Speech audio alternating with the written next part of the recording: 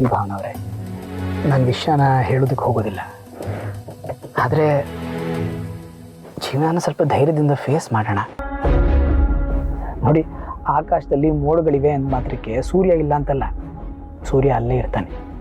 ಹಾಗೆ ನಮ್ಮ ಜೀವನದಲ್ಲಿ ನಾವು ಸಮಸ್ಯೆಗಳನ್ನು ಎದುರಿಸಿದಾಗಲೇ ಜೀವನಕ್ಕೆ ಒಂದು ಅರ್ಥ ಅಂತ ಬರುತ್ತೆ. ಧೈರ್ಯವಾಗಿರಿ, ಎಲ್ಲ ಒಳ್ಳೇದಾಗತ್ತೆ. ನಾನು ಹುಡುಕೋ ಪ್ರಯತ್ನ ಮಾಡ್ತೀನಿ.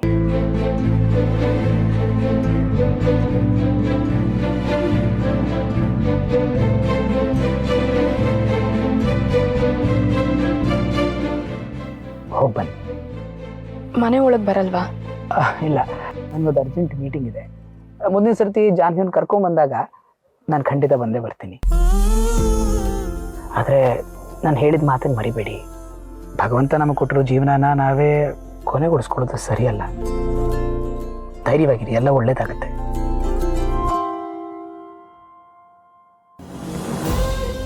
ಜಯಂತ್ ಅವರೇ, ಥ್ಯಾಂಕ್ ಯು. ಬನ್ನಿ.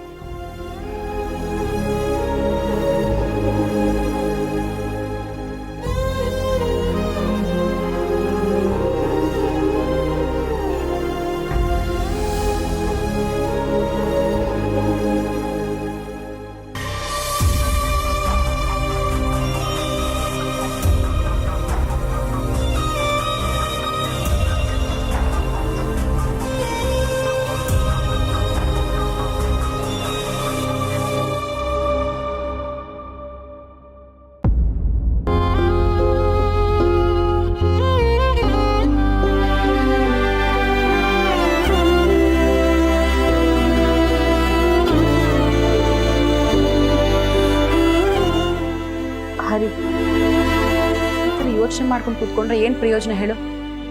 ಭಾವನ ಹುಡುಕಕ್ಕೆ ಬೇರೆ ಏನಾದರೂ ಯೋಚನೆ ಮಾಡು.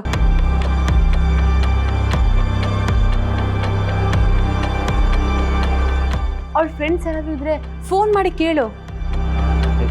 ಅಲ್ಲ ಸಿಂಚನ, ಅಕ್ಕಂಗೆ ಯಾರು ಫ್ರೆಂಡ್ಸ್ ಇಲ್ಲ ಅಂತ ಗೊತ್ತಿಲ್ವಾ ನಿನಗೆ? ಇದ್ರೂ ಹೇಗೆ ಕಾಂಟ್ಯಾಕ್ಟ್ ಮಾಡೋದು ಅವ್ರನ್ನ? ಹೇಗಿದ್ರು ಭಾವ್ ನನ್ನ ಫೋನು ಇಲ್ಲೇ ಇದೆಯಲ್ವಾ, ತಗೊಂಡು ಚೆಕ್ ಮಾಡು. ಯಾವ್ದಾದ್ರು ಒಂದು ಕಾಂಟ್ಯಾಕ್ಟ್ ಸಿಕ್ಕೇ ಸಿಗತ್ತೆ. ಅದು ಮಾಡ್ಬೋದು. ಅಕ್ಕ, ಭಾವನ ಬಂದು ಭಾವನಾ,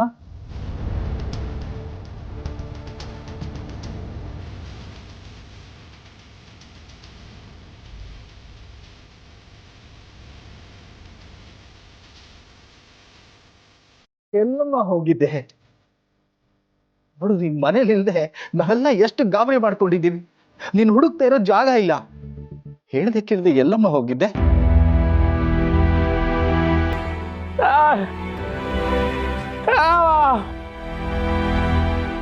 ಅಪ್ಪ, ಅದು ಮನ್ಸಿಗೆ ಬೇಜಾರಾಗಿತ್ತು ಅಂತ ದೇವಸ್ಥಾನಕ್ಕೆ ಹೋಗಿದ್ದೆ.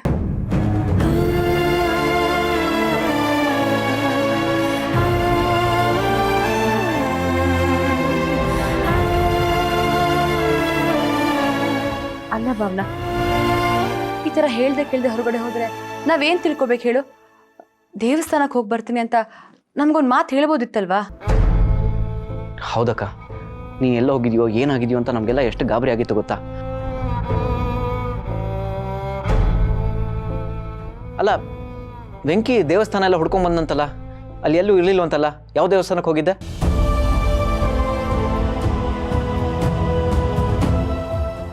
ಹರೀಶ, ಈಗೋಳ್ ಮನೆಗೆ ಬಂದಾಯ್ತಲ್ಲ, ಮತ್ತೆ ಪ್ರಶ್ನೆಗಳ ಮೇಲೆ ಪ್ರಶ್ನೆನ ಕೇಳಿ ಕೇಳಿ ಅವಳ ಮನಸ್ಸನ್ನ ಇನ್ನೊಂದಷ್ಟು ಗೊಂದಲ ಮಾಡಬೇಡಿ. ಯಾವಾಗಲೂ ನಿಂದಿದೆ ಆಯ್ತು.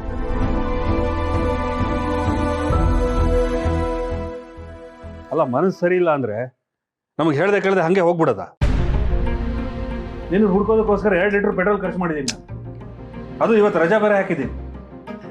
ನನಗೋಸ್ಕರ ಅಷ್ಟೆಲ್ಲ ಖರ್ಚು ಮಾಡಕ್ಕೆ ಯಾಕೆ ಹೋದೆ ಅಣ್ಣ? ನಾನಿಲ್ಲ ಅಂತ ಖುಷಿಯಾಗಿರ್ಬೋದಿತ್ತಲ್ವಾ? ಭಾವನಾ,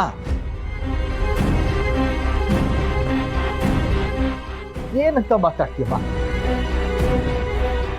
ನೋಡು, ನಿನ್ ಪರಿಸ್ಥಿತಿ ಅರ್ಥ ಆಗುತ್ತೆ. ನನ್ನಿಂದ ಏನಾದರೂ ತಪ್ಪಾಗಿದ್ರೆ ನನ್ ಕ್ಷಮಿಸ್ಬಿಡಮ್ಮ. ಹಾಗೆಲ್ಲ ಹೇಳ್ಬೇಡ ಅಪ್ಪ.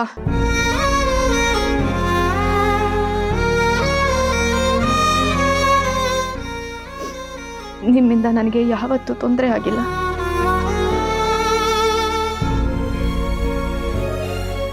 ನಿಮ್ಮನ್ನ ಅಪ್ಪನಾಗಿ ಪಡೆಯೋಕ್ಕೆ ನಾನು ಪುಣ್ಯ ಮಾಡಿದ್ದೀನಿ. ಆದರೆ ನಿಮಗೆ ತಕ್ಕ ಮಗಳಲ್ಲಪ್ಪ ನಾನು. ನನ್ನಿಂದ ನೀವು ಖುಷಿ ಪಡೋದಕ್ಕಿಂತ ನೋವು ಅನುಭವಿಸಿರೋದೇ ಜಾಸ್ತಿ. ಅದಕ್ಕೆ ನಾನು ನಿಮ್ಮನ್ನ ಕ್ಷಮೆ ಕೇಳಬೇಕಪ್ಪ. ಇಲ್ಲಮ್ಮ, ನಿನ್ ಕ್ಷಮೆ ಕೇಳೋ ಅಗತ್ಯ ಇಲ್ಲಮ್ಮ. ನೋಡು, ನೀನ್ ಧೈರ್ಯವಾಗಿರು. ಇದೇನ್ ಸಮಸ್ಯೆ ಬಂದಿದೆ, ನಾವೆಲ್ಲ ಅದಕ್ಕೊಂದು ಪರಿಹಾರ ಹುಡುಕ್ತೀವಮ್ಮ.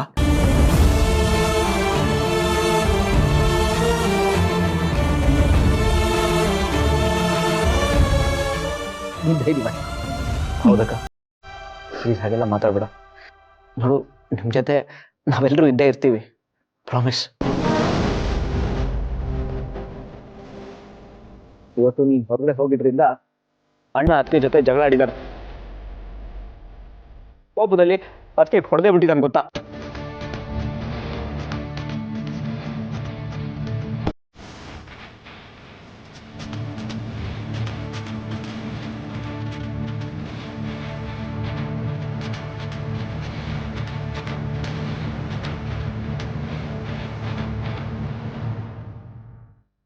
ಸಂತು, ಹರಿ ಹೇಳಿ ನಿಜ. ವೀಣನ್ ಮೇಲೆ ನೀನ್ ಕೈ ಮಾಡಿದ್ಯಾ?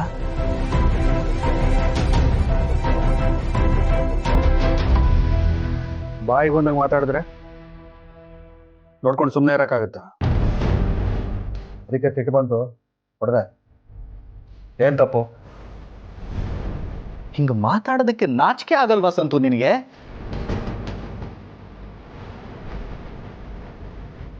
ಕಟ್ಕೊಂಡಿರೋ ಹೆಂಡತಿ ಮೇಲೆ ಕೈ ಮಾಡಕ್ಕೆ ಹೇಗೋ ಮನಸ್ಸು ಬರುತ್ತೆ? ಇನ್ನು ನೆಚ್ಕೊಂಡು ಮನೆ ಮಠ ಅಪ್ಪ ಅಮ್ಮನ್ನೆಲ್ಲ ಬಿಟ್ಟು ಬಂದಿರ್ತಾಳೆ. ಅಂಥವಳ ಮೇಲೆ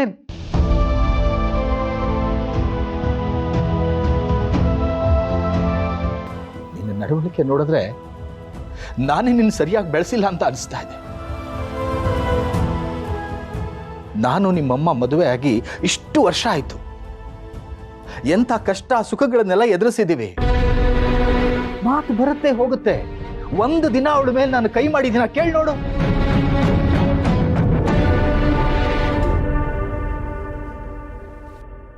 ಅಮ್ಮ ನಿಮ್ಮನ್ನ ಅರ್ಥ ಮಾಡ್ಕೊಂಡಷ್ಟು ಇವಳು ನನ್ನನ್ನು ಅರ್ಥ ಮಾಡ್ಕೊಂಡಿಲ್ಲ. ನಂದೇ ತಪ್ಪು ಅನ್ನೋ ಥರ ಮಾತಾಡಿದ್ರೆ ಕೋಪ ಬರ್ದೇ ಇರುತ್ತಾ? ಕೋಪ ಬರುತ್ತಪ್ಪ. ನಿಜವಾದ ಗಂಡಸಾದವನು ಕೋಪದ ಕೈನಲ್ಲಿ ಬುದ್ಧಿ ಕೊಡಬಾರದು. ಸಂಸಾರನ ಬೀಗು ಹೋಲಿಸಿದ್ರೆ ತಾಳ್ಮೆ ಆ ಬೀಗದ ಕೈಯಪ್ಪ. ಗಂಡ ಹೆಂಡತಿ ಅಂದ್ಮೇಲೆ ಮಾತು ಬರುತ್ತೆ ಹೋಗುತ್ತೆ. ಮಾತಲ್ಲಿ ಬಗೆಹರಿಸ್ಕೋಬೇಕು. ಕೈ ಮಾಡ್ತಾರ? ಹೋಗು, ವೀಣ ಹತ್ರ ಕ್ಷಮೆ ಕೇಳು.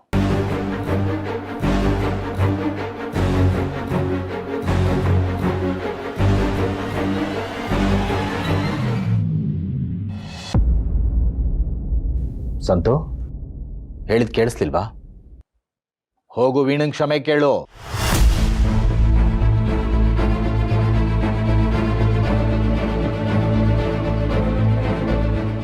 ಸಂತು, ನಿನ್ ತಮ್ಮ ಹರೀಶ ವಯಸ್ಸಿನಲ್ಲಿ ನಿನಗಿಂತ ಚಿಕ್ಕವನು. ಆದ್ರೆ ಅವನ ಹೆಂಡತಿನ ಹೇಗ್ ನೋಡ್ಕೊಳ್ತಾ ನೋಡಿದ್ಯಲ್ವಾ?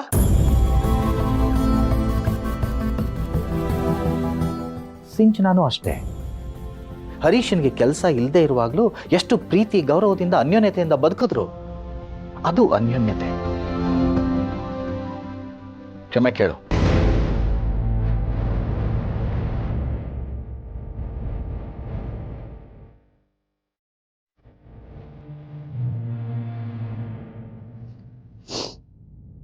ಮಾವ, ಸುಮ್ಮನೆ ಅವ್ರನ್ನ ಬಲವಂತ ಮಾಡಬೇಡಿ. ಬಲವಂತದಿಂದ ಏನೂ ಸಾಧನೆ ಮಾಡೋಕ್ಕಾಗಲ್ಲ. ಮುಖ್ಯವಾಗಿ ಮನಸ್ಸಿನಲ್ಲಿ ಪ್ರೀತಿ ಇರಬೇಕು.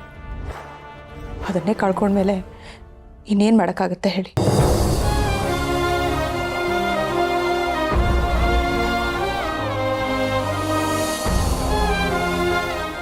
ಅವ್ರದ್ದೇನೂ ತಪ್ಪಿಲ್ಲ ಮಾಮ, ನಾನೇ ಸ್ವಲ್ಪ ಜಾಸ್ತಿ ಮಾತಾಡಿದೆ. ಕೇಳಿಸ್ಕೊಂಡ್ಯೇನೋ? ಸರಿಯಾಗಿ ಕೇಳಿಸ್ಕೋ. ನಿನ್ನ ತಪ್ಪನ್ನು ಅವಳ ಮೇಲೆ ಹಾಕೋತಾ ಇದ್ದಾಳೆ. ಅದು ಕಣೋ ಗಂಡ ಹೆಂಡತಿ ಅನ್ಯೋನ್ಯತೆ ಅಂದ್ರೆ. ಹೋಗು ಕ್ಷಮೆ ಕೇಳೋ.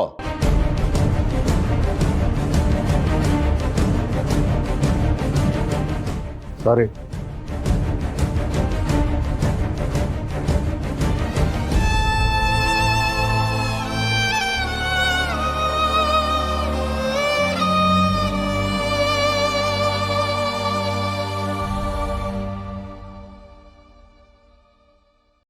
ಭಾವನಾ, ಹೋಗಮ್ಮ, ಕೈಕ ತೊಳ್ಕೊಂಡು ಏನಾದರೂ ತಿನ್ನು.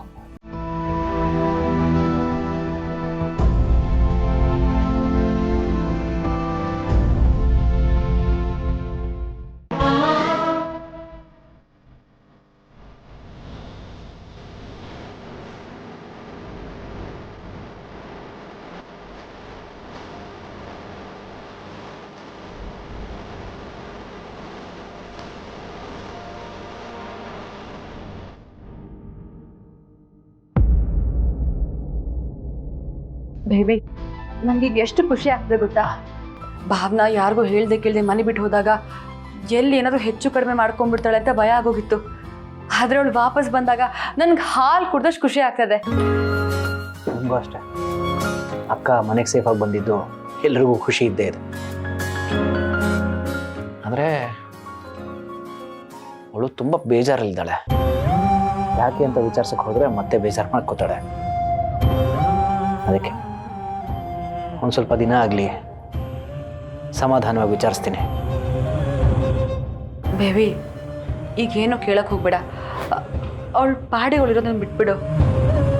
ನೀನೇನೋ ಕೇಳೋದು, ಅವಳಿನೇನೋ ಅರ್ಥ ಮಾಡ್ಕೊಳ್ಳೋದು, ಮತ್ತೆ ಹೆಚ್ಚು ಕಡಿಮೆ ಮಾಡ್ಕೊಳ್ಳೋದು, ಅದೆಲ್ಲ ರಂಪ ಬೇಡವೇ ಬೇಡ. ಸಿದ್ದು ಮದುವೆ ಒಂದು ಆಗ್ಬಿಡ್ಲಿ, ಆಮೇಲೆ ಈ ಪ್ರಾಬ್ಲಮ್ಗೆ ಸೊಲ್ಯೂಷನ್ ಹುಡ್ಕೋಣ.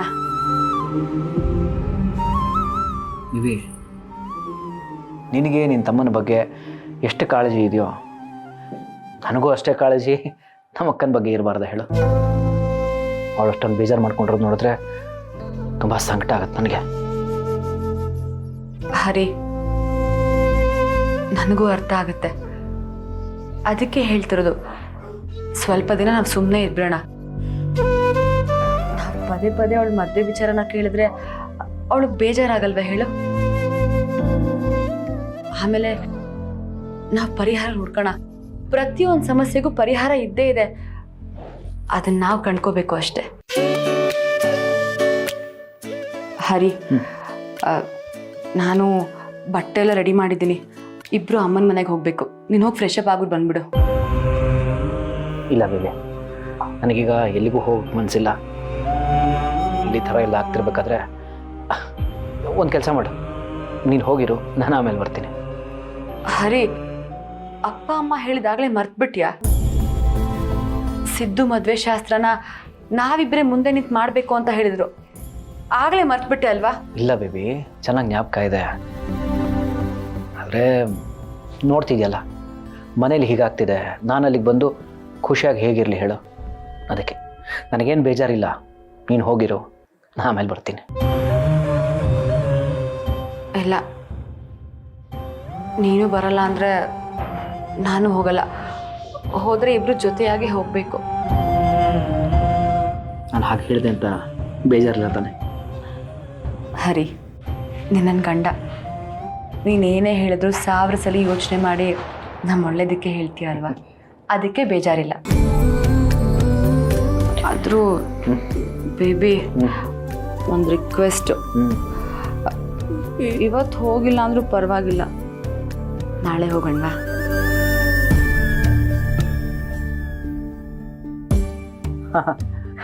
ಹೋಗೋಣ, ನಾಡಿದ್ದು.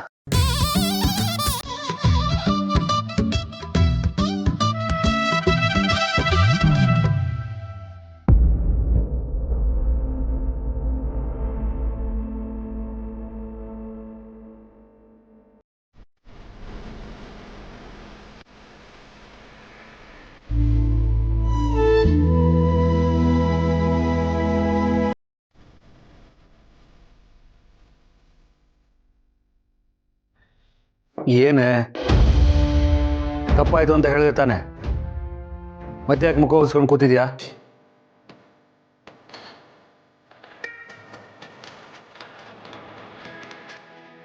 ನಿನ್ನ ಹತ್ರನೇ ಮಾತಾಡ್ತಿರೋದು. ಮಾಡೋದೆಲ್ಲ ಮಾಡಿಬಿಟ್ಟು ತಪ್ಪಾಯ್ತು ಅಂದರೆ ಆಗೋಯ್ತಾ? ಇಷ್ಟಕ್ಕೂ ನಾನು ಅಂಥದ್ದು ಏನು ಹೇಳಿದೆ ಅಂತ ನೀವು ನನ್ನ ಮೇಲೆ ಕೈ ಮಾಡಿದ್ರಿ? ಕಳೆದೋಗಿರೋ ನಿಮ್ಮ ತಂಗಿನ ಹುಡ್ಕೊಂಬನ್ನಿ ಅಂದಿದೆ ಅಪರಾಧ ಆಗೋಯ್ತಾ?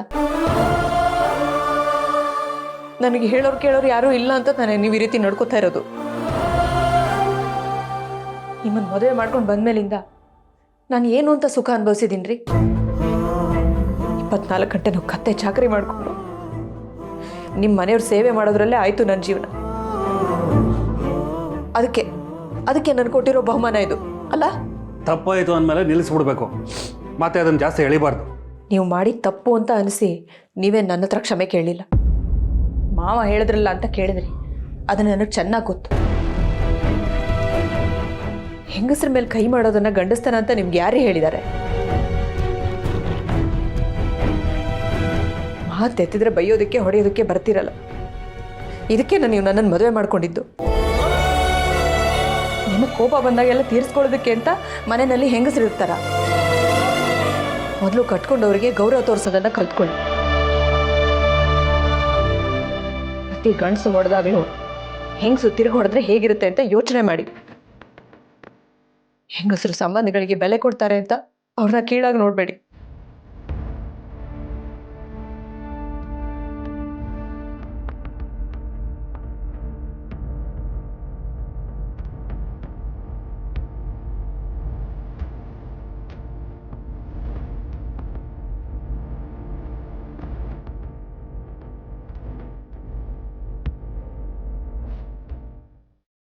ಸಮಾಧಾನ ಮಾಡ್ಕೋ.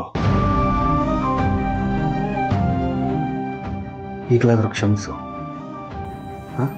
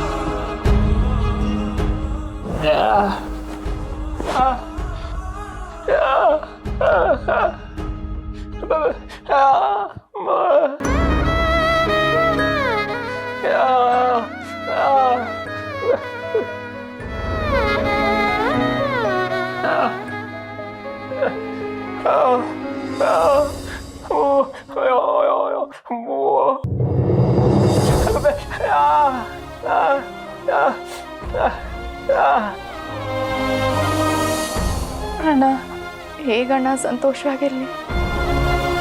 ನನ್ನಿಂದ ಎಲ್ರಿಗೂ ನೋವು, ಎಲ್ರಿಗೂ ಅವಮಾನ. ನನ್ನ ಬದುಕಿಗೆ ಅರ್ಥನೇ ಇಲ್ಲದೆ ಇರೋ ಹಾಗಾಗೋಯ್ತಲ್ಲ ಅಣ್ಣ.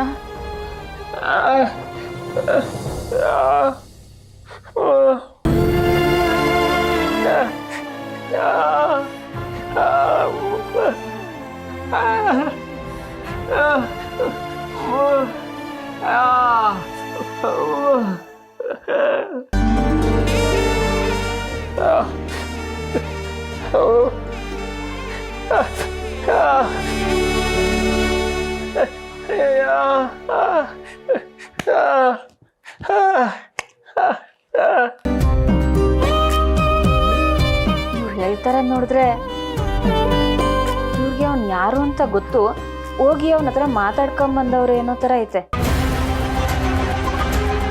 ಅಂದರೆ ಅಷ್ಟು ನಂಬಿಕೆಯಿಂದ ಹೇಳ್ತಾವ್ರೆ ಅಂದೆ.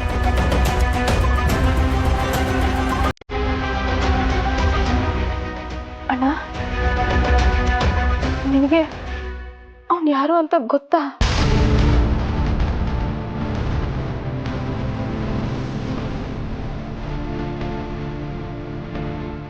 ನಮ್ಮಿಬ್ಬರನ್ನು ಒಂದ್ ಮಾಡ್ರು ಆ ದೇವ್ರೆ ಇದಕ್ಕೊಂದು ಪರಿಹಾರ ಕೊಡ್ತಾನೆ ಅಂತ ನಂಬಿವ್ನಿ.